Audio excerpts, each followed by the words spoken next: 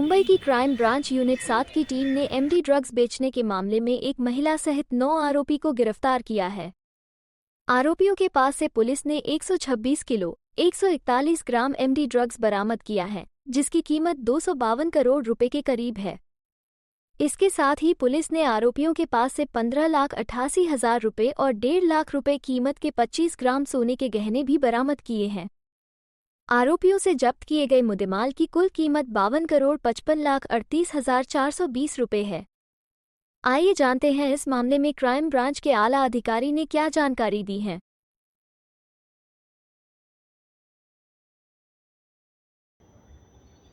16 फरवरी को crime branch की unit 7 ने एक लेडी और एक मेल को 3 kg 641 ग्राम मेपेड्रॉन के साथ कस्टडी में लिया था। इसमें एक ऑफेंस दाखिल किया गया था। इसी ऑफेंस का फर्दर इन्वेस्टिगेशन क्राइम ब्रांच की टीम कर रही थी।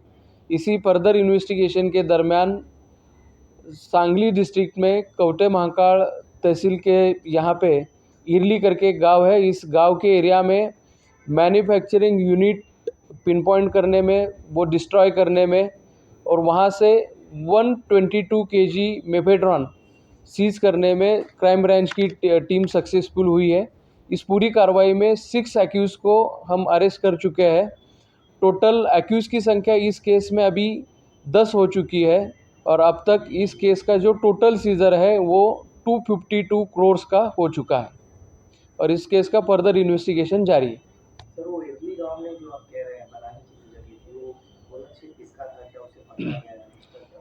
ओनरशिप जिसकी थी उसको भी पकड़ा गया है।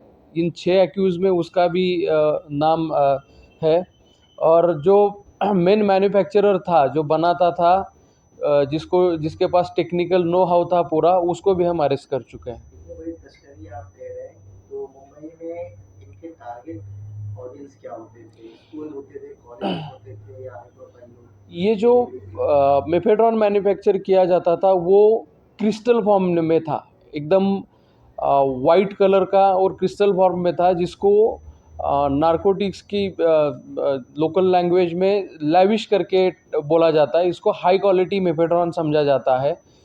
वो बहुत ही हायर रेट से लोकल मार्केट में बेचा जाता था और ये ग्रुप की अपनी एक डिस्ट्रीब्यूशन चेन है। सांगली में मैन्युफैक्चर करने के बाद अलग लोगों को ये रिस्पॉन्सिबिलिटी दी जाती थी कि डिस्क्रीटली ये पूरा जो कंसाइनमेंट है मुंबई तक पहुंचाते थे और यहाँ से अपने डिस्ट्रीब्यूटर के माध्यम से ये लोकली सर्कुलेट होता था। ये फैक्ट्री कब से चला रही है? प्राइमरी इन्वेस्टिगेशन में ये रिवील हो चुका है कि पिछले 7 महीने से ये फैक्ट्री चल रही थी। इसकी जानकारी आप लोगों को कब मिली?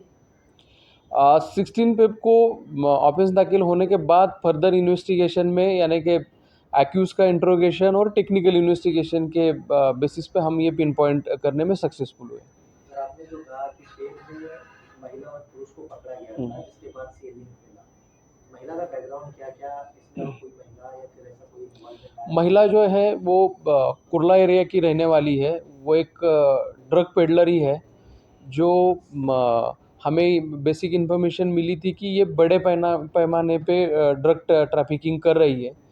तो डिटेल्ड वर्कआउट के बाद ही वो जो एक्शन है 3 kg सीजर का वो किया गया। सर, आपने वो टारगेट ऑडियंस को एक बार अवॉइड किया, कौन होते थे मुंबई में? क्या कोई कॉलेजेस ये टारगेट करते थे या हाई प्रोफाइल सोसाइटीज टारगेट किया करते थे या सेलिब्रिटीज करते थे? क्योंकि इतनी बड़ी क्वांटिटी में, और जिस तरह से आपने कहा कि क्वालिटी जो है काफ़ी अच्छे क्वालिटी की होती थी जो ड्रग्स है, तो किन लोगों को ये अपना ऑडियंस मानते थे?